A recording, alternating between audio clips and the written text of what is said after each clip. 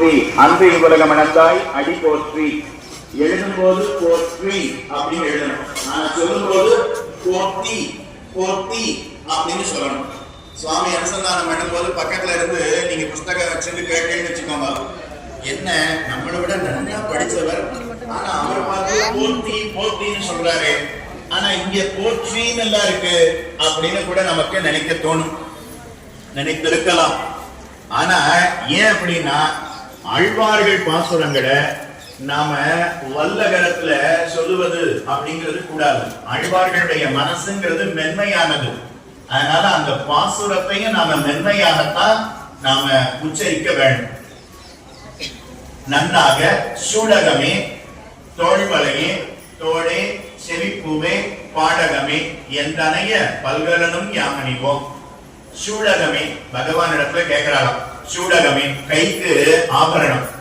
நோன்பு முடிஞ்சிருக்கான், அதனால நோன்பு முடிஞ்சிருக்குன்னா ஆபரணங்களை எல்லாம் அணிந்து கொள்ளணுமே, அதுக்காக சூடகமே. சூடகம்னா கையில சாத்திக்கக்கூடிய ஆபரணம். தோள்வலையே, தோள்வலையே அப்படின்னா தோல்ல சாத்திக்கக்கூடிய ஆபரணம். வங்கின்னு சொல்றோம் இல்லையா, கல்யாணத்தன்னைக்கு ஒரு நாள் அலங்காரம் பண்ணும்போது அதை உங்களுக்கு பண்ணிருப்பா, அதை ஒவ்வொரு நாளும் பண்ணணுமா. பண்ணினா இந்த இடம்லாம் சரியா இருக்கும், இல்லைன்னா இந்த இடம் மட்டும் அப்படியே பெருசாயிடும். அதனால சூடகமே தோள்வலையே. தோடே எல்லாருக்குமே தெரியும், தோடு. சிரிப்பு அப்படின்னா இந்த காதுக்கு மேல சாத்திக்கக்கூடிய ஆபரணம், சிரிப்பூவே. பாடகமே, பாடகமேனா பாத கடகம், கால்ல அணிந்து கொள்ளக்கூடிய ஆபரணம். பாடகமே என்று அணைய பல்கலனும் யாமணிவோம். இந்த 5 ஆபரணத்தை சொன்னா அது மட்டும் காணாது, இன்னும் நிறைய ஆபரணங்களை அணிந்து கொள்ள வேண்டுமா. ஏன் இந்த ஆபரணங்கள்லாம் அணிந்து கொள்ளணும் அப்படின்னா, ஆபரணங்கள் அணிந்து கொள்ளணும்னு தனக்கே விருப்பமா அப்படின்னா இல்லையா. பகவான் வந்து கேட்பானா, ஆபரணங்கள் இல்லைன்னா ஏன் ஆபரணங்கள்லாம் போடவே இல்லை அப்படின்னு பகவான் ரொம்ப வருத்தப்படுவானா. அதனால அவன் பார்த்து ஆனந்தப்படணும் இல்லையா, அதுக்காக அத்தனை ஆபரணங்களையும் கொடுக்கணுமா. சூடகமே தோள்வரையே தோடே செவிப்பூவே பாடகமே என்றனைய பல்கலனும் யாமணிவோம். ஆடை உடுப்போம் அதன் பின்னே பால் சோறு மூட நெய் பெய்து. ஆடை உடுப்போம், ஆடை உடுப்போம், ஏற்கனவே வஸ்திரத்தை உடுத்திட்டு தானே இருக்கா.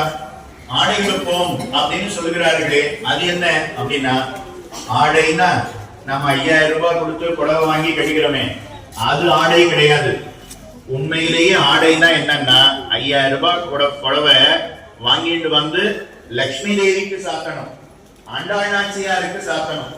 அந்த ஆண்டாள் நாச்சியார் சாற்றி படி களைத்த வஸ்திரம், அதை நாம உடுத்தி கொள்ள வேண்டும், அதுதான் ஆடை. பெருமாளுக்கு வஸ்திரம் சாத்தணும். இப்ப நீங்க தீபாவளிக்கு இனிமே வஸ்திரம் வாங்கும் போது 2 வேட்டி வாங்குங்க. ஒண்ணு கேசவ பெருமாளுக்கு சாத்திடுங்க, அடுத்து இன்னொன்னு நீங்க அதையும் சாத்தி படிகளைஞ்சு அதை உடுத்தி கொள்ளணும். அப்பதான் அதை வஸ்திரம்னு சொல்ல முடியும். அதனால ஆடை உடுப்போம் அதன் பின்னே பால் சோறு மூட. அடுத்து சக்கரை பொங்கல். சக்கரை பொங்கல்னா வெறும் ஜலத்துல பண்ணின சக்கரை பொங்கல் இல்ல, பால்லையே பண்ணின சக்கரை பொங்கலாம். சொன்ன உடனேயே வந்துட்டு பாருங்க. பாடகமே எந்தனைய பல்கலனும் யாமணிவோம். ஆடை இழுப்போம் அதன் பின்னே பால் சோறு மூட நெய் பெய்து முழங்கை வழிபார. அதுல நெய் சேர்த்துப்பாடம், அது கையில வாங்கினதுக்கு அப்புறம் அப்படியே வழிஞ்சு முழக்க வழிபார. கூடியிருந்து குளிர்ந்து அடியவர்களோட சேர்ந்து இருந்து கண்ணனை அனுபவிக்க வேணும். கூடியிருந்து சக்கரை பொங்கலை சாப்பிடணும்னு சொல்லல, சக்கரை பொங்கல் பிரசாதமா கொடுத்துடுவா, ஆனா கூடியிருந்து கண்ணனை அனுபவிக்க வேணும் அப்படின்னு இப்பாசுரத்தினால தெரிவிக்கிறாள். நாடு புகழும் பரிசு அப்படின்னு காட்டுறாளே. நாடு புகழும் பரிசு அப்படின்னா என்ன அப்படின்னா, ராம ராவண யுத்தம் அப்படிங்கிறது முடிந்த பிற்பாடு ராமனுக்கு பட்டாபிஷேகம் நடைபெற்றது. வசிஷ்டர், வாமதேவர் முதலான ரிஷிகள் எல்லாரும் சேர்ந்து ராமனுக்கு பட்டாபிஷேகம் பண்ணினாராம். 500 புண்ணிய நதிகளை கொண்டு வந்து ராமனுக்கு பட்டாபிஷேகம் பண்ணினான். பட்டாபிஷேகம் முடிஞ்ச உடனே பட்டாபிஷேகத்துக்கு வந்தவா ஒவ்வொருத்தரா புறப்படுறான். பட்டாபிஷேகத்துக்கு விபீஷணன் வந்திருந்தான், விபீஷணன் புறப்படுகிறான். பட்டாபிஷேகத்துக்கு சுக்ரீவன் வந்திருந்தான், சுக்ரீவனும் புறப்பட போகிறான். பட்டாபிஷேகத்துக்கு ஹனுமான் வந்திருந்தார். ஹனுமானும் இப்ப புறப்பட போகிறார். பட்டாபிஷேகத்துக்கு இந்திரன் வந்திருந்தான். அப்ப இந்திரன் பார்த்து ராமனுக்கு ஒரு ஹாரத்தை கொடுத்தானாம். ராமன் அந்த ஹாரத்தை தான் சூடி அதுக்கப்புறம் சீதையினுடைய கழுத்துல அதை சாற்றி விட்டான். இப்போ அந்த ஹாரத்தை என்ன செய்யறதுன்னு பாக்குறா சீதை. ஒரு கண்ணால ராமனை பார்த்தாலும், ஒரு கண்ணால ஹனுமான பார்த்தாலும். அப்படின்னா என்ன அர்த்தம்? இந்த ஹாரத்தை நான் ஹனுமானுக்கு சூட்ட போகிறேன், ராமா நீ அனுமதி கொடுக்க வேணும் அப்படின்னு கேட்கிறாளாம். நாம வாயால சொல்லுவோம், அதையுமே நாம அனுமதி கொடுக்கவும் மாட்டோம். ஆனா உயர்ந்தவர்கள்னா கண்ணாலேயே ஜாட காட்டுவா பேசிக்கணும். அர்ச்சகர் பார்த்து பரிசாரகரை பார்த்து அப்படி பார்த்தாருன்னா தீபம் எடுத்து கொடுக்கணும்னு அர்த்தம். அடுத்து இன்னொரு தடவை பார்த்தாருன்னா தூபம் எடுத்து கொடுக்கணும்னு அர்த்தம். அடுத்து இன்னொரு தடவை பார்த்தாருன்னா தீர்த்தம் விநியோகம் அப்படின்னு அர்த்தம். அவ பார்த்து ஒவ்வொரு தடவையும் சொல்லிட்டே இருப்பாளா? பாக்குறீங்க இல்லையா? அதனால சீதை பார்த்து ராமனை பார்த்தாலும், ஒரு கண்ணால ராமனையும் ஒரு கண்ணால ஹனுமானையும் பார்த்தாராம். உடனே ராமனும் அனுமதி கொடுத்தான். உடனே சீதை ஹனுமான் அழைத்து, நீர் தானே ராவணனுடைய இருப்பிடத்துல இருக்கும் போது ராமனை பற்றி முதல்ல என்கிட்ட வந்து சொன்னது, நீர்தானே என்னை பற்றி ராமனிடத்துல போய் சொன்னது, நீர்தானே ராமலட்சுமணர்களையும் அந்த பெரும் படையையும் லங்கைக்கு அழைத்து கொண்டு வந்தது நீர்தானே. ராமலட்சுமணர்கள் மூர்ச்சித்த சமயத்துல அப்ப மூலிகையை கொண்டு வந்து ரட்சித்ததும் நீர்தானே. ராவணன் மாண்ட உடனே அந்த சுபமான செய்தியை என்கிட்ட சொன்னதும் ஹனுமன் நீர்தானே. அதனால உமக்கு இந்த பரிசை கொடுக்கிறேன் அப்படின்னு தேவேந்திரன் கொடுத்த நவரத்ன ஹாரம் அத ஹனுமானுக்கு அப்படியே சூட்டி விட்டாளாம் சீதை. அப்ப அங்க இருக்கக்கூடிய அத்தனை பேரும் பார்த்து, ஓ என்ன பாக்கியம், என்ன பாக்கியம், இந்த ஹனுமான் என்ன பாக்கியம் செய்திருக்கிறார், இவரை போல ஒருத்தர் மற்றொருத்தர் கிடையாதே, ராமனுடைய சீதையினுடைய பரிபூர்ண அனுகிரகத்தை பெற்றிருக்கிறாரே அப்படின்னு ராம கோட்டியில் இருக்கக்கூடிய அத்தனை பேரும் ஹனுமான கொண்டாடினாலும். அதுதான் நாடு புகழும் பரிசு. பகவானுக்கு பணிவிடை புரிந்தால் பகவானுடைய அனுகிரகத்தை எல்லாரும் கொண்டாடுவாராம். நமக்கு பகவான் செய்யக்கூடிய அனுகிரகத்தை உலகத்துல இருக்கிறவா அத்தனை பேரும் கொண்டாடும்படி பகவான் அனுகிரகம் செய்கிறானாம். நாடு புகழும் பரிசு அப்படின்னு தெரிவிக்கிறார். அடுத்து நாடு புகழும் பரிசு இன்னொரு அர்த்தம், ஒரு 5-6 அர்த்தத்தை காட்டுறார் பெரியவர்கள். அதுல இருந்து ஒரு அர்த்தம் பார்த்திருக்கோம். அடுத்து நாடு புகழும் பரிசு, அர்ஜுனன் கண்ணனுடைய திருவடியில சரணாகதி செய்திருக்கிறான். நீதான் என்னை காக்க வேணும் அப்படின்னு வேண்டி இருக்கிறான். இப்போ மகாபாரத யுத்தம் தொடங்குறதுக்கு முன்னாடி கண்ணன் உபப்ளாவியம் அப்படிங்கிற நகரத்துல இருக்கிறான். உபப்ளாவியம் அப்படின்னு ஒரு இடம். அந்த இடத்துல கண்ணன் சத்யபாமா பிராட்டியோட இருக்கிறான். அதே இடத்துல அர்ஜுனனும் திரௌபதியும் இருக்கிறார்கள். கண்ணன் கட்டில படுத்து இருக்கான், பக்கத்துல சத்யபாமா, அதுக்கப்புறம் திரௌபதி, அதுக்கப்புறம் அர்ஜுனன், 4 பேரும் ஒரே கட்டில படுத்திருந்தாலும். எங்கேயாவது பெரியவர்கள் தங்களுக்கு இருக்கக்கூடிய கட்டில இன்னொருத்தர அனுமதிப்பாளா? ஆனா கண்ணனும் அர்ஜுனனும் அவ்வளவு நெருக்கமா. அந்த சமயத்துல துரியோதனனிடத்துல இருந்து ஒரு சங்கதியை சொல்லணும்னு ஒருத்தர் வந்தார். அவருக்கு சஞ்சயன் அப்படின்னு பெயர். அந்த சஞ்சயன் வாசல்ல வந்து நிக்கிறான். துவாரபாலகா கண்ணனிடத்துல வந்து கேட்கிறான், சஞ்சயன் ஒருத்தர் வந்திருக்கிறார், அதனால அவரை உள்ள அனுப்பலாமா வேண்டாமா, இல்ல வாசல்ல காத்து இருக்கிறதுக்கு உட்காந்து வச்சுருவோமா, நீ படுக்கையில படுத்துருக்கீரே, நீ எழுத்து நீராடி வேற வஸ்திரம் சாப்பிட்டு வந்து பாரும், அது வரைக்கும் காத்து இருக்க சொல்லணுமா அப்படின்னு கேட்கிறான் துவாரபாலகன். கண்ணன் பார்த்து வேண்டாம் அப்படியே உள்ள விடும் அப்படின்னு சொன்னான். இல்ல நீரும் சத்யபாமாவும் ஒரே படுக்கையில இருக்கிறே, பரவாயில்ல உள்ள விடும். அர்ஜுனனும் திரௌபதியும் நீங்க 4 பேரும் ஒரே படுக்கையில இருக்கீங்களே, பரவாயில்ல அப்படியே உள்ள விடும் அப்படின்னு சொன்னாராம். அப்படியே உள்ள வந்தார். என்னன்னு கேட்டார். அதுக்கப்புறம் சங்கதியை நேர போய் துரியோதனிடத்துல சொல்லும்னு சொன்னார். அவர் எதுக்கு வந்தார், என்ன சங்கதியை துரியோதனிடத்துல சொல்லணும்னு வந்தாருங்கிறது அப்புறம்.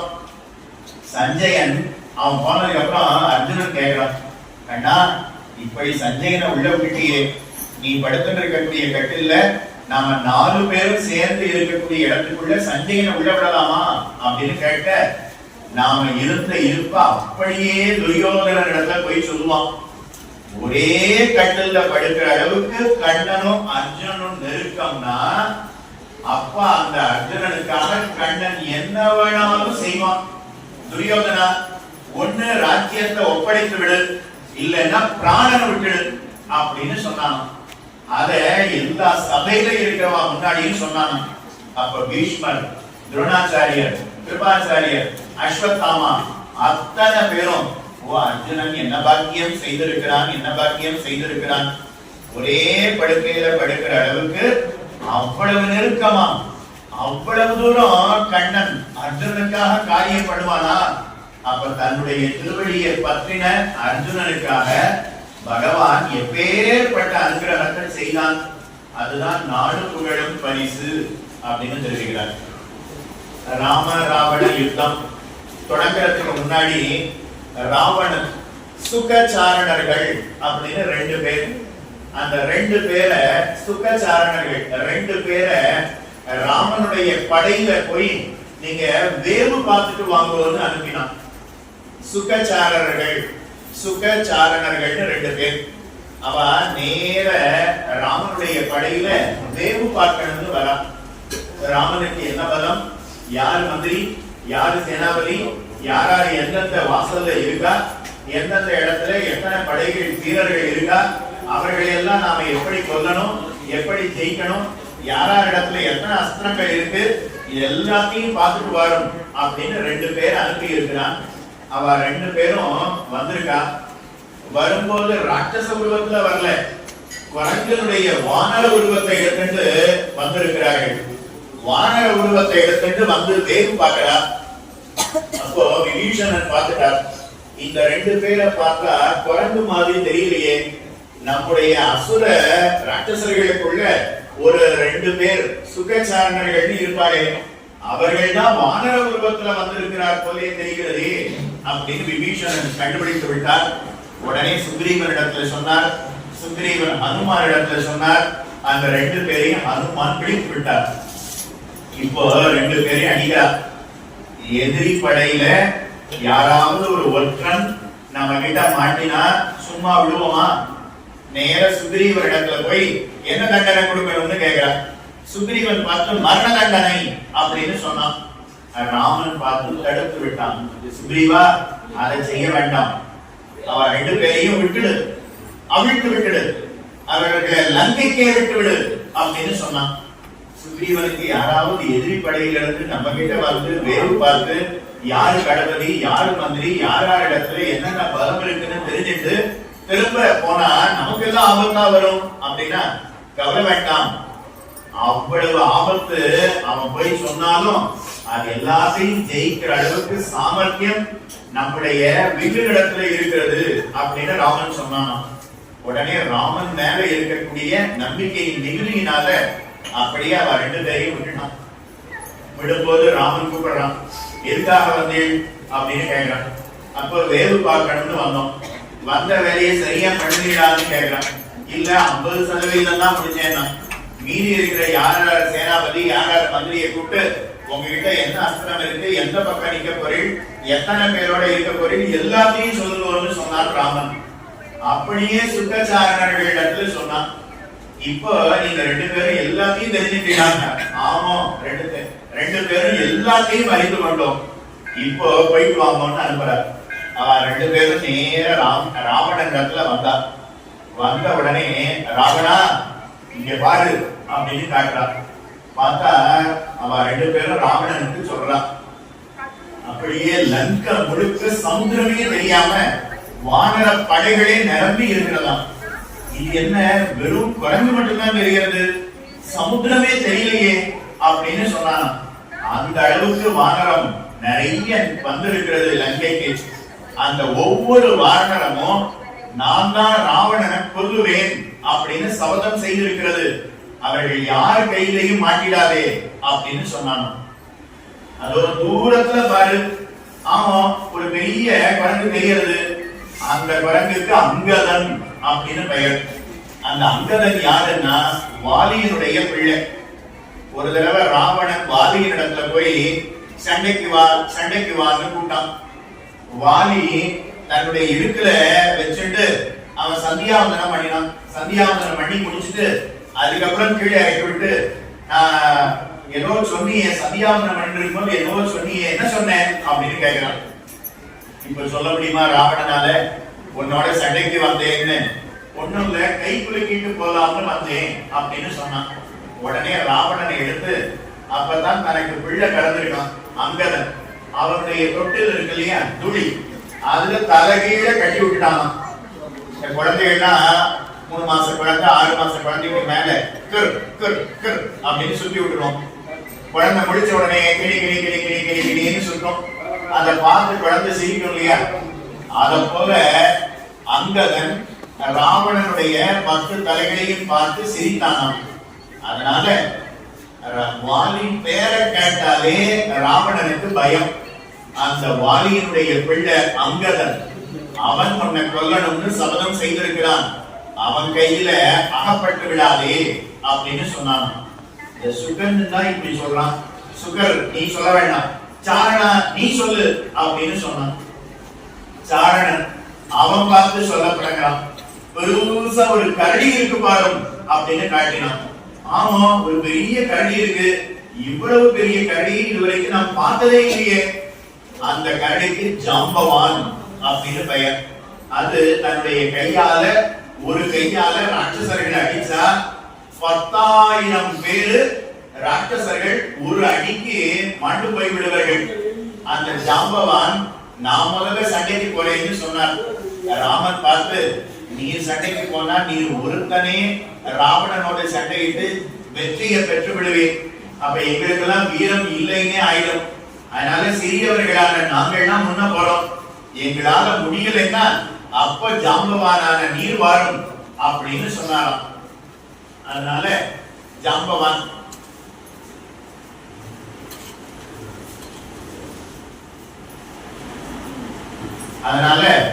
ஜாம்பவான் என்பவர், அவர் பார்த்து பிரம்மாவுடைய பிள்ளையம்.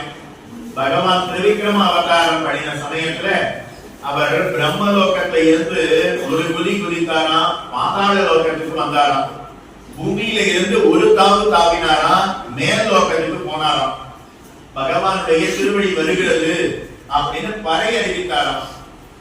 பகவான் திரிவிக்ரம அவதாரம் பண்ணும்போது திருவடி நீண்டு கொண்டே வந்ததல்லவா? அப்ப பிரம்மலோகத்தை நோக்கி வரும்போது பூமியில இருந்து ஒரு தாவு தாவினாராம், பிரம்மலோகத்துக்கு போயிடாராம். நம்ம ஃபர்ஸ்ட் ஃப்ளோருக்கே நம்மால தாவ முடியல. ஃபர்ஸ்ட் ஃப்ளோர்ல இருந்து கீழே குதிச்சாலே கால் உடைஞ்சு போயிடும், கை உடைஞ்சு போயிடும். ஆனா இவர் என்னன்னா ஒரு தாவு தாவினா பிரம்மலோகமா, இன்னொரு குதி குதித்தா பாதாள லோகமா. அப்போ எவ்வளவு பலம் இருக்க வேண்டும் ஜாம்பவானுக்கு. அந்த ஜாம்பவான் சபதமிட்டு இருக்கிறார், நான் தான் ராவணனை கொல்லுவேன்னு. ராவணா, அந்த ஜாம்பவான் கையில மட்டும் நீ அகப்பட்டு விடாதே அப்படின்னு சொன்னாராம். ராவணன் பார்த்து நடுநடுங்கி போனானாம்.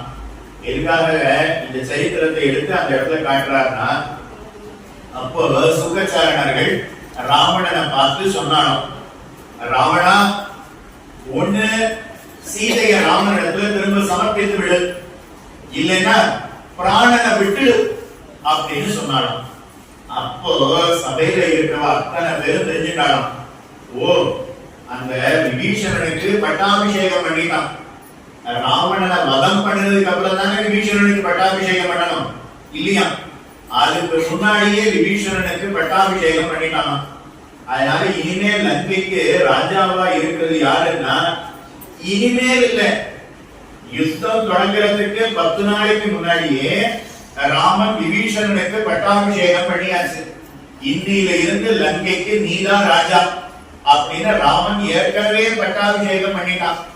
அந்த விபீஷணனுக்காகத்தான் இத்தனை காரியத்தையும் செய்கிறான். தன்னுடைய திருவடியை பற்றி இருக்கக்கூடிய விபீஷணனுக்காக ராமன் எப்பேற்பட்ட காரியத்தை செய்கிறான். ராவணா, ஒண்ணு தம்பியினிடத்துல ராஜ்யத்தை கொடுத்து விட்டு சீதைய ராமனிடத்துல சமர்ப்பித்து விடு, இல்லைன்னா பிராணனை விட்டுடு அப்படின்னு சொன்னான். அப்போ உலகத்தவர்கள் அத்தனை பேரும் ராமனுடைய திருவடியை பற்றின விபீஷணனுக்கு எப்பேற்பட்ட காரியத்தை ராமன் செய்கிறான் அப்படின்னு அத்தனை பேரும் ஆச்சரியப்படுறான். அதுதான் நாடு புகழும் பரிசு.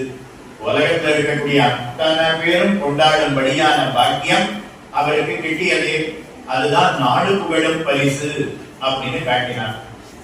எத்தனை பார்த்திருக்கோம் நாடு புகழும் பரிசு. ஸ்ரீரங்கத்துல ரங்கநாதன் எழுந்தருளி இருந்தார். இந்த ரங்கநாதன் புறப்பாடு அப்படின்னா 6 மணிக்கு புறப்பாடுன்னா சரியா 6 மணிக்கு புறப்பாடு ஆயிடும். 6:02க்கு நாம போனோம்னா அதுக்கப்புறம் ரங்கநாதனை சேவிக்கவே முடியாது. ரங்கநாதனை சேவிக்கணும்னா அவர் 6 மணிக்கு புறப்பாடுன்னா நாம 5:45க்கு அங்க இருந்தாதான் அவரை சேவிக்க முடியும். ரங்கநாதன் எழுந்தருள்கிறார்னா நம்ம முன்ன ஓடிடணும். ரங்கநாதனை சேவிச்சுட்டு பின்னாடி வந்துட்டோம்னு வச்சுக்கோங்க, திரும்ப ரங்கநாதனை பைபாஸ் பண்ணி போக முடியுமான்னா முடியவே முடியாது. ரங்கநாதன் புறப்பாடு அவ்வளவு ஆச்சரியமா இருக்கும். ரங்கநாதன் எழுந்தருள்கிறார்னா முதல்ல அத்தியாபக சுவாமிகள்லாம் வந்துடுவா, அதுக்கப்புறம் வேத பாராயணம் பண்றதுக்காக வந்துடுவா, அதுக்கப்புறம் ஸ்ரீபாத தாங்கிகள்லாம் வந்துடுவா, மணியக்கார சுவாமிகள் வந்துடுவா. 1/2 மணி நேரத்துக்கு முன்னாடியே மேளம் என்ன, நாதஸ்வரம் என்ன, சங்கம் என்ன, வேதி வாக்கியம் என்ன, இதெல்லாம் வாசிச்சுட்டு இருப்பா. இவ்வளவு விசேஷமா ரங்கநாதனுக்கு புறப்பாடு நடைபெறும். அப்படி ரங்கநாதனுக்கு புறப்பாடு முடிஞ்ச உடனே, அதாவது வடக்க இருந்து ஒரு ரொம்ப நன்னா பாடக்கூடிய ஒருத்தர், அவர் ரங்கநாதனை குறித்து பாடணும் அப்படின்னு வந்தாராம்.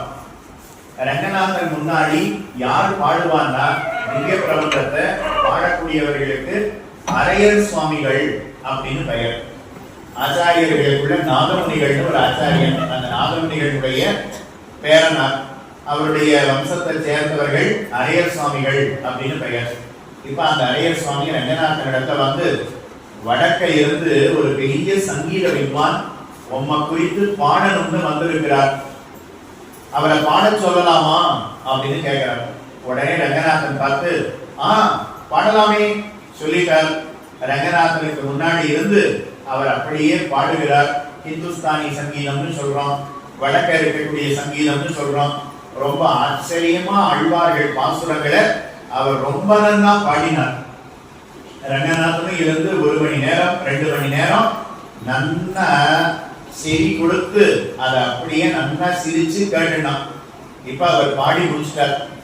இப்ப முடிச்ச உடனே சம்பாவனை பண்ணணுமா இல்லையா? இப்ப அதே போல ரங்கநாதன் இடத்துல அரையர் சுவாமி வந்து கேட்கிறார், இந்த சங்கீத வித்வானுக்கு என்ன சம்பாவனை பண்றது அப்படின்னு ரங்கநாதன் இடத்துல கேட்கிறார். பொதுவா சம்பாவனைன்னா நாம ஏதோ செல்வத்தை கொடுப்போம், அல்லது தங்க ஹாரம், இல்ல ஏதோ ஒரு ஆபரணம், இதைத்தானே பெருமாள் கொடுப்பார். ரங்கநாதன் பார்த்து இந்த சங்கீத வித்வானுக்கு என்ன கொடுப்பதுன்னு பார்த்தார். அவர் எந்த இடத்துல இருக்காரோ அந்த இடம் வரைக்கும் நான் நடந்து காட்டுகிறேன் அப்படின்னு சொன்னாராம். அர்ச்சக சுவாமி 2 பேர் அப்படியே 2 பேர் தங்களுடைய மார்புல பெருமாளை சாய்த்து கொண்டு அப்படியே நடந்து அவர் இருக்கக்கூடிய இடம் வரைக்கும் அப்படியே நடந்து காட்டினாராம். ராமன் எப்படி நடப்பான்னா ஒரு சிங்கத்தை போல ராமன் நடந்து காட்டுவானாம். ஒரு புலிங்கிறது எப்படி பாயுமோ அதை போல ராமன் நடந்து காட்டுவானாம். ஒரு யானைங்கிறது எப்படி நடக்குமோ அதை போல ராமன் நடந்து காட்டுவானாம். ஒரு காளைங்கிறது எப்படி சொல்லுமோ அதை போல ராமன் நடந்து காட்டுவானாம். ஒரு சிங்கம்ங்கிறது 4 அடி வரும், அதுக்கப்புறம் அப்படியே பின்னாடி திரும்பி பார்க்கும், மறுபடியும் 4 அடி செல்லும், மறுபடியும் பின்னாடி அப்படியே திரும்பி பார்க்கும். அதே போல ராமன் நடப்பானாம். 4 அடி நடந்து சிங்கம் பின்னாடி திரும்பி பார்க்கும். காட்டுக்கு நான் தான் ராஜா, வேற யாராவது ராஜான்னு சொல்லிட்டு இருக்கீங்களா, இருந்தா முன்ன வாங்கோ அப்படின்னு கூப்பிடுறதுக்காக திரும்பி பார்க்குமா.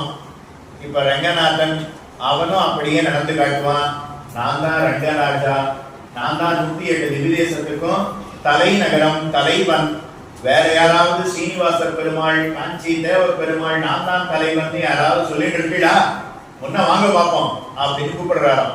அதனால சிங்க நடை. அதனால ரங்கநாதன் இடத்துல இன்னைக்கும் அதை நாம சேவிக்க முடியும். அதே போல ஒரு புலிங்கிறது எப்படி பாஞ்சு போகுமோ அத போல ரங்கநாதன் நடப்பான். புறப்பாடு காயத்ரி மண்டபத்துல இருந்து மேல படிக்கட்டு இருக்கு, அதுல இருந்து கீழே இறங்கி ஆயிரங்கால் மண்டபத்துக்குள்ள எழுந்தருள்வரே அந்த சமயத்துல ஒரு புலிங்கிறது எப்படி பாய்ந்து செல்லுமோ அத போல நடப்பானாம். அதே போல ஸ்ரீரங்கத்துல சித்திர வீதின்னு 4 வீதி இருக்கு, உத்தர வீதின்னு 4 வீதி இருக்கு. அந்த வீதிகள்ல எப்பொழுதெல்லாம் புறப்பாடு நடைபெறுகிறதோ அப்பொழுதெல்லாம் ஒரு காளையை போல ரங்கநாதன் நடந்து காட்டுவான்.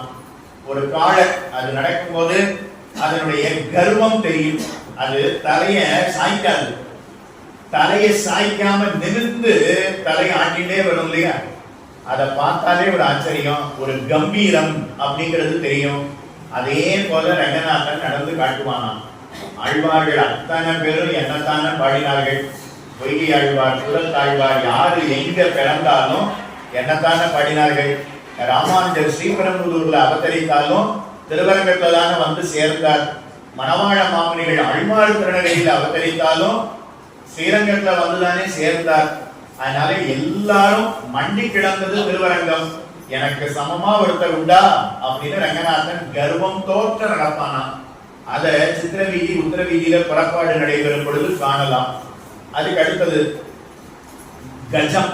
ஒரு யானைங்கிறது தலையை ஆடிட்டே எப்படி இருக்குமோ அதே போல ரங்கநாதன் ராப்பத்து 10 நாள் வீணை ஏகாந்தம்னு பேர்.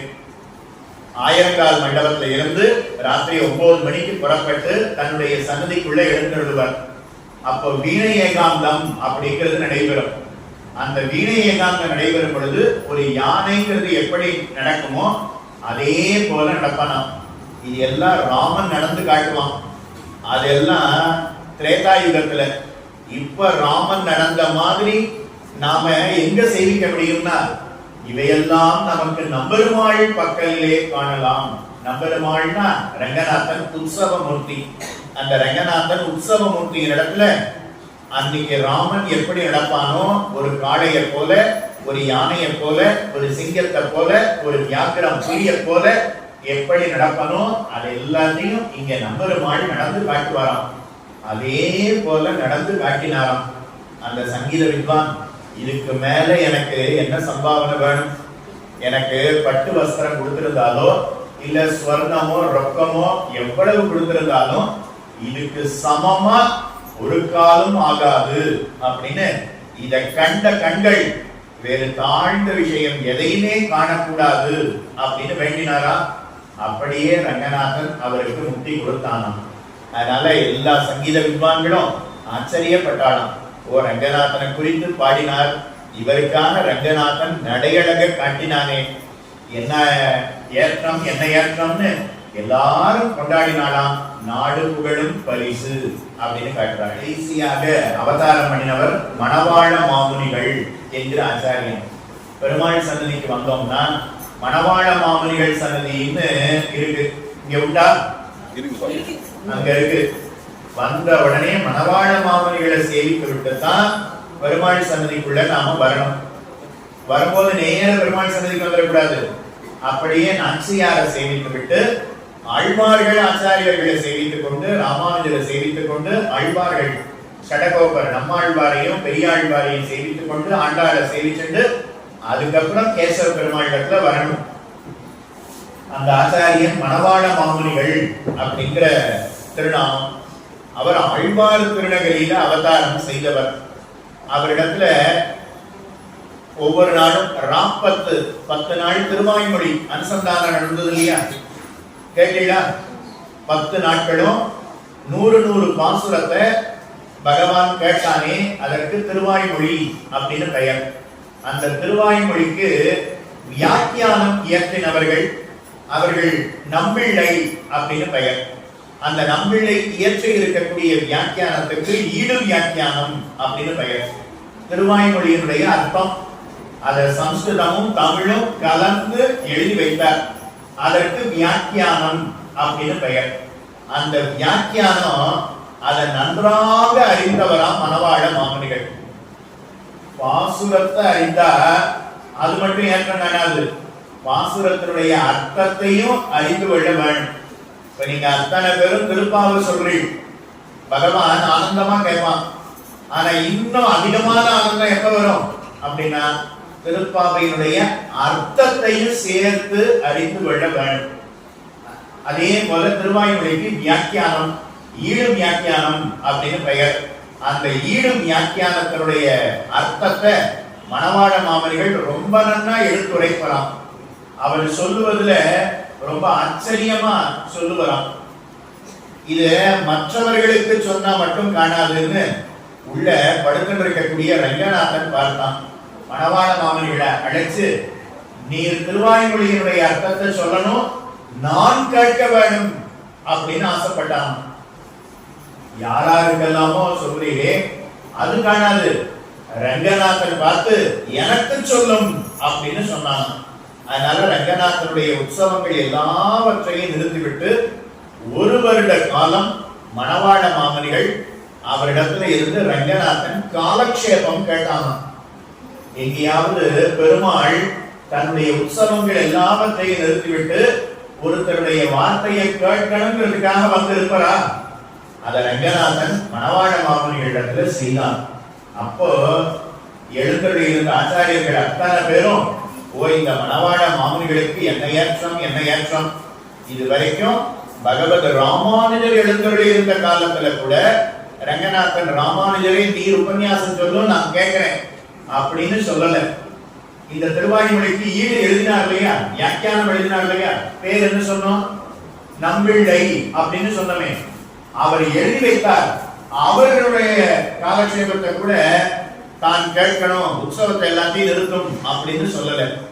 ஆனா அந்த அர்த்தத்தை ரொம்ப ஆச்சரியமா சொல்லக்கூடிய மணவாள மாமனிகள் அவர் இருக்கிற காலத்துல ரங்கநாதன் தன்னுடைய உற்சவங்கள் எல்லாவற்றையும் நிறுத்திவிட்டு அவருடைய காலக்ஷேபத்தை கேட்டானாம். அப்ப ஆச்சாரியர்கள் அத்தனை பேரும் இது என்ன பாக்கியம். மணவாள மாமனிகள் ரங்கநாதனுடைய பெருமையை திருவாய்மொழியினுடைய அர்த்தத்தை சொல்லுவார். அது 10 பேர் கேட்டா, 100 பேர் கேட்டா, 1000 பேர் கேட்டா, இவர்கள்லாம் கேட்டா காணாது. கடைசியில ரங்கநாதனே கேட்கிறானே. தன்னுடைய உற்சவங்கள் எல்லாவற்றையும் நிறுத்திவிட்டு ஒரு வருட காலம் மணவாள மாமனிகளிடத்துல ஈடு திருவாய்மொழியினுடைய அர்த்தத்தை கேட்டான். அப்ப எல்லாரும் கொண்டாடினாலும் மணவாள மாமனிகள் என்ன பேரு பெற்றார் அப்படின்னு. அதுதான் நாடு புகழும் பரிசு அப்படின்னு காட்டினார். பகவானுக்கு தொண்டு புரிந்தால் பகவானுடைய அனுகிரகம் ஒரு நாள் நம் பேர்ல விழும். அன்னைக்கு உலகத்தவர்கள் அத்தனை பேரும் நம்மை கொண்டாடுவார்கள். பகவான் இப்பேற்பட்ட அனுகிரகத்தை இவருக்கு செய்திருக்கிறானே அப்படின்னு கொண்டாடுவார்கள். அதுதான் நாடு புகழும் பரிசு அப்படின்னு காட்டினார். இருக்கிற அவகாசத்துல 2 வார்த்தைகளை சொல்லக்கூடிய பாக்கியம் அடியனுக்கு கிட்டியது. 1.5 மாசத்துக்கு முன்னாடியே நம்முடைய மணவாளன் சுவாமி அவர் பார்த்து அடியனை நியமித்தார். சுவாமி, எங்க இடத்துல ஒரு சண்டே வந்து சொல்லணும் அப்படின்னு. சுவாமி, அடியங்கள் பாண்டிச்சேரியில சொல்லிட்டு இருக்கோம், 11ஆம் தேதி வந்துடுறோம், அதோட அங்க முடிஞ்சிடுறது, அதுக்கப்புறம் இங்கதான் இருக்கிறோம், அன்னைக்கு அடியங்கள் வந்துடுறோம் அப்படின்னு சொன்னோம்.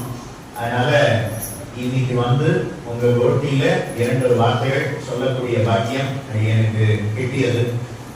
சுவாமியினுடைய தகப்பனார் வேலுக்குடி சுவாமிக்கு அவ்வளவு கைங்கரியங்களை தானும் செய்திருக்கிறார். வேலுக்குடி சுவாமி பெரிய சுவாமி. இப்போ வேலுக்குடி கிருஷ்ணன் சுவாமி இருக்காரு, அவருடைய தகப்பனாருக்கு அவ்வளவு கைங்கரியம் பண்ணினார். அத்தோட நிற்காம அவருடைய குமாரர் இருக்கக்கூடிய வேலுக்குடி கிருஷ்ணன் சுவாமி, அவருக்கும் நிறைய கைங்கரியங்களை தானும் செய்திருக்கிறார். வேலுக்குடி சுவாமியினுடைய குமாரர் கிருஷ்ணன் சுவாமியினுடைய குமாரர், அவருக்கு ரங்கநாதன் சுவாமின்னு திருநாமம், அவருக்கு ஒரு குமாரர் அவதாரம் பண்ணினார்.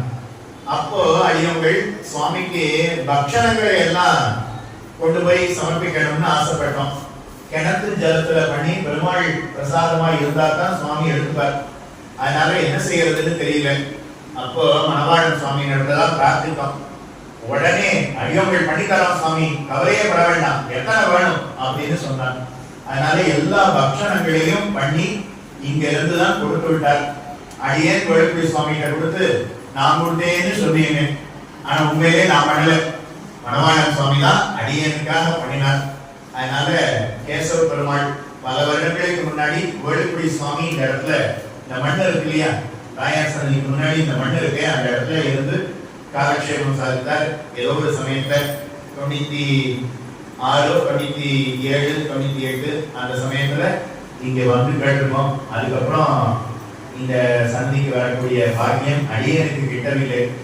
ஆனா இன்றைய தினம் அடியனுக்கு கிட்டியது. நீங்க இத்தனை பேர் உட்கார்ந்து அழகா திருப்பாத சொல்றீங்களே, வேற எந்த இடத்தையும் இதை போல கிடையவே கிடையாது. இந்த சன்னதியை மட்டும் விட்டுறவே செய்யாதீங்க. வேற எங்க போனாலும் ஒண்ணு அத்தியாபக சுவாமிகள் இருப்பா, இல்ல புருஷா இருப்பா. இங்க அத்தியாபக சுவாமிகளும் இருந்து இத்தனை புருஷர்களோட இத்தனை ஸ்திரீகளோட எல்லாரும் அனுசந்தானம் பண்ணக்கூடிய பாக்கியம் அடியவர்கள் நினைச்சிருக்கோம். இந்த இடத்தை தாண்டி போகும்போதெல்லாம் ஏதோ ஒரு நாற்றத்துக்கு பெயர் போன இடம் அப்படின்னு தான் அடியவன் தெரிஞ்சிடோமே தவிர இன்னைக்கு அதை மாத்தினோம். சுண்டாதிரி பேட்டையில இவ்வளவு அழகான சன்னதியில இத்தனை பாகவதர்கள் இத்தனை ஸ்ரீவைஷ்ணவர்கள் அதிகாலையில 5:30-6 மணிக்கு வந்து திருப்பாவை அனுசந்தானம் பண்ணி இவ்வளவு தூரம் பகவான் இடத்துல பக்தியோட இருக்கான்னு தெரிஞ்சு கொண்டோம். அதனால வருஷா வருஷம் இதை போல நீங்க வந்திருக்கோம். ஒவ்வொரு நாளும் வந்திருக்கோம். 30 நாள் மட்டும் காணாது. எப்பப்பெல்லாம் இங்க சேவா காலம் நடக்கிறதோ அப்பப்பெல்லாம் நீங்க வாங்கோ, புஸ்தகத்தை வச்சுட்டு அப்படியே நீங்க பாட்டு கேளுங்கோ. பகவானுக்கு நிறைய கைங்கரியம் பண்ணுங்கள், பகவானுக்கு நிறைய கொடுங்கள், பகவான் உங்களுக்கு நிறைய கொடுப்பான் அப்படின்னு கேசவ பெருமாள் இடத்துல சன்னதியில விண்ணப்பம் செய்து கொண்டு அர்ச்சக சுவாமி என்ன, பரிசாரக சுவாமி என்ன, நரசிம்மன் சுவாமி என்ன, அகப்பனார் திவ்ய பிரபந்தத்தை விடாம எத்தனையோ பேருக்கு சொல்லி கொடுத்தவர். கம்பம் கேட்டு கட்டுத்தறியும் கவி பாடுன்னு சொல்லுவா இல்லையா, அதே போல உங்களுக்கு வந்திருக்காரு. குட்டி சுவாமின்னு பேரு, அதுக்கப்புறம் நரசிம்மன் சுவாமின்னு பேரு. திவ்ய பிரபந்தத்திலேயே ஊறினவர்கள். அதனால அவர்களும் அடிய இடத்துல இங்க வந்து சொல்லணும்னு நியமித்தார்கள். அதனால அவருக்கும் அடியனுடைய கிருதஜதையை தெரிவித்துக் கொண்டு அடியன் சொல்லணும்னு இருந்தாலும் வந்தது திருப்பாவைக்காக, திருப்பாவை முடிஞ்சு வச்சு அடுத்தது சக்கர பொங்கலுக்காக, அதுவும் கிடைச்சிடுது. நீர் பாட்டுல சொல்லிக்கிறோம், நாங்க பாட்டுல போய்க்கிறோம் அப்படின்னு இல்லாம நீங்க அத்தனை பேரும் இருந்து சிரிச்சுட்டு ஆர்வமா கேட்டீர்கள். அதனால உங்களுடைய பக்தி ஸ்ரத்தை மேல மேல வளர வேணும்னு நாச்சியாரோடு கூடியிருக்கக்கூடிய எம்பெருமானுடைய திருப்படிகளிலே பிரார்த்தித்துக் கொண்டு வாழ்வில் எல்லா வளமும் நலமும் நீங்கள் அனைவரும் பெற வேண்டும். மன்னவராய் உலகாண்டு மீண்டும் வானவராய் மகிழ் வெல்லுவரே. இங்க இருக்கும்போது ராஜாவை போல இருந்து இந்த சரீரத்தினுடைய முடிவிலேயே முக்திங்கிறது கிட்ட வேணும். உழைந்த நோய்களை ஓடுவிக்குமே, வியாதி இல்லாம இருக்கணும். அப்பதான் பகவானுக்கும் அவனுடைய அடியவர்களுக்கும் நிறைய தொண்டு புரிய முடியும். அது உங்களுக்கு கிட்ட வேணும். உலகில் ஏந்து பெரும் செல்வத்தராய் திருமால் அடியார்களை பூசிக்க நோற்றார்களே, மேல மேல உங்களுக்கு செல்வம் பெருக வேணும். அப்பதான் பகவானுக்கும் அவனுடைய அடியவர்களுக்கும் நிறைய கொடுக்க முடியும். அதுக்காக உங்களுக்கு செல்வம் மேல மேல பெருக வேணும்னு பிரார்த்தித்துக் கொண்டு அடியனுடைய வார்த்தையை சத்தையோடு செவிமடுத்த உங்களுடைய உரிமைக்கு பல்லாண்டு பாடிக்கொண்டு அடியனோடும் நின்னோடும் வீடினி இருக்க வேண்டும் என்று சொல்லி இத்தோடு அமைகிறேன். சமிக்க பிரார்த்திக்கிறேன். ஆண்டாள் திருவடிகளில் சரணம். அப்படியே உட்காருங்க, ஒரே நிமிஷம்.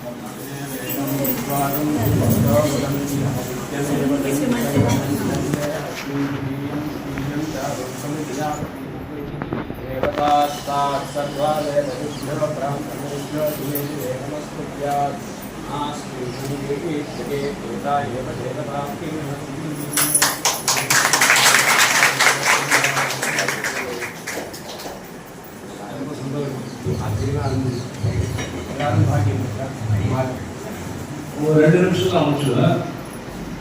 சுவாமி 365 நாள் சுவாமி பிஸியாக இருக்கு. இந்த இது பாண்டிச்சேரியில் 30 நாள் சொல்லியிருக்கு. அந்த டைரி சொல்லியிருக்கோம். நம்பர் கிடையாது, பெருமாள் கொடுத்ததுனால அவங்களுக்கு வந்து ரொம்ப மனதாசனம் வந்து நிறைய அவர்கிட்ட ஞானத்தை எவ்வளோ உங்கள்கிட்ட ஷேர் பண்ணியில எல்லாருமே அவர் சொன்னதோட உங்களுக்கு பார்த்தீங்கன்னா. 2வது அவர் வந்து ரொம்ப எனக்கு ரொம்ப பிடிக்கிறாங்க. வேலுக்குடி கிருஷ்ண சுவாமிகிட்ட எங்கள் அம்மாவோட அவெல்லாம் சின்னவளாக இருந்து கேட்டுருக்கா. எங்கள் அம்மா அப்பாலாம் போயிட்டு போவாங்க. வேலுக்குடி கிருஷ்ண சுவாமி கோபலாங்க. அவள் எல்லாருமே பக்கத்தில் எங்கள் அம்மா பக்கம் கேட்டுருக்கா. அது எனக்கு ரொம்ப சந்தோஷமாக இருந்தது, ரொம்ப முக்கியமானது. இப்போ சுவாமி சொன்ன மாதிரி எல்லாருக்கும் தயவு